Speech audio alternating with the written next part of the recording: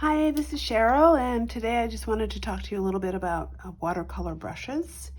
And one of the big things when you first start out with watercolor is trying to figure out the supply. So I just thought I would come on with this video and talk first about watercolor brushes.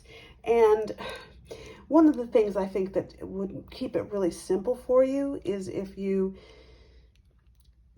can afford one brush, just get one round brush to start out with, just to do your, practice. And then, as you move ahead and decide that you want to do more with watercolor, you can add.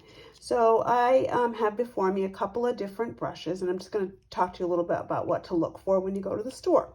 So when you hold up a brush, you're going to see that they all have this little number. These brushes are called professional quality, or one is a student quality, but they're synthetic brushes. They're not made of natural squirrel hair or anything like that. So what they have is a really nice point.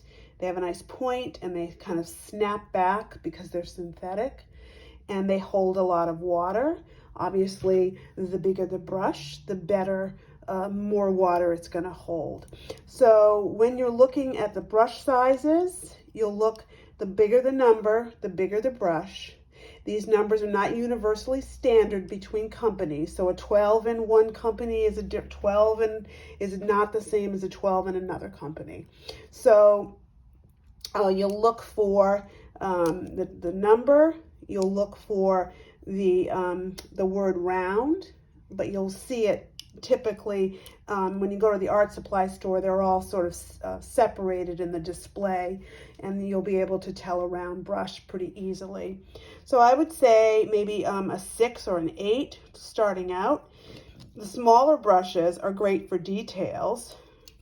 The bigger brushes are great for covering larger areas, but they also give you great detail because look at that fine tip. This has a very nice point to it, so you can get a little bit of quite a bit of variety actually with them. So let's just play with this 12 a little bit. When I dip it in the water and swirl it around, and then I typically always drag it off the edge so that when you hold it, it's going to hold a lot of water. But if I brought that over here, and did you see that? It's too much water on the brush. So just give it a little tap, and then that way, that's a full brush. It's holding a lot of water, but it's not gonna be out of control. So water control is something that's you'll learn as you go along. So I'm swirling this into my watercolor palette over here. A little palette. Swirling some watercolor here. Add a little more water to this here, and I'm turning it just to get a full load of a brush. And let's just see how far we can go with this. I'll get rid of this guy. A little paper towel, and let's just we'll take the tip.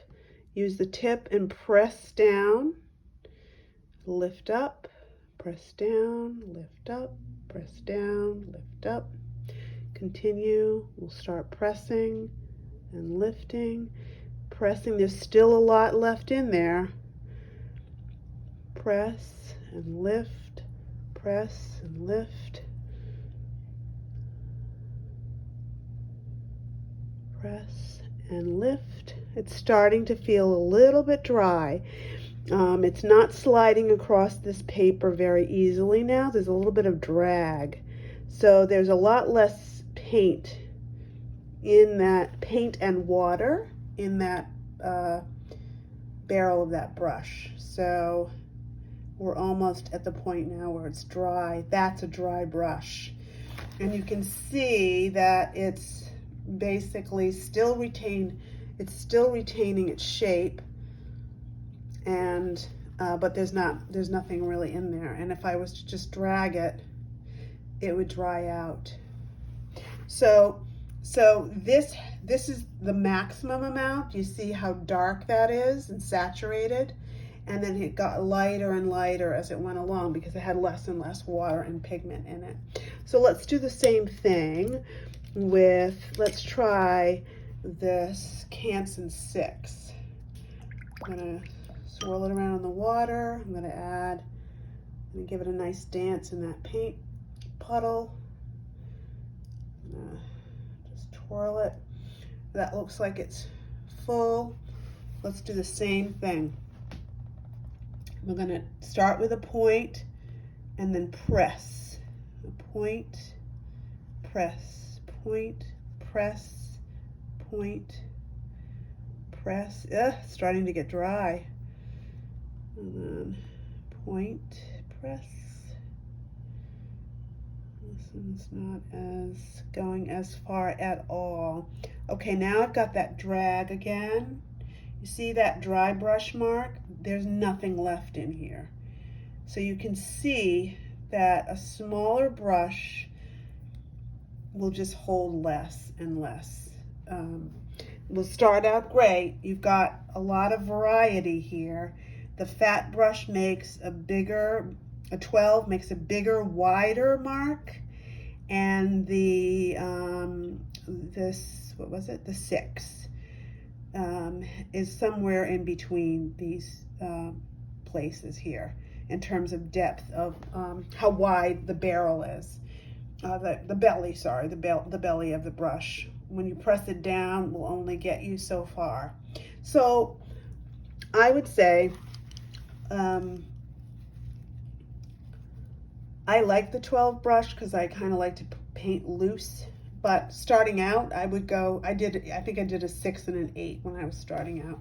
So I think that will serve you pretty well. And I'm gonna look forward to bringing you more.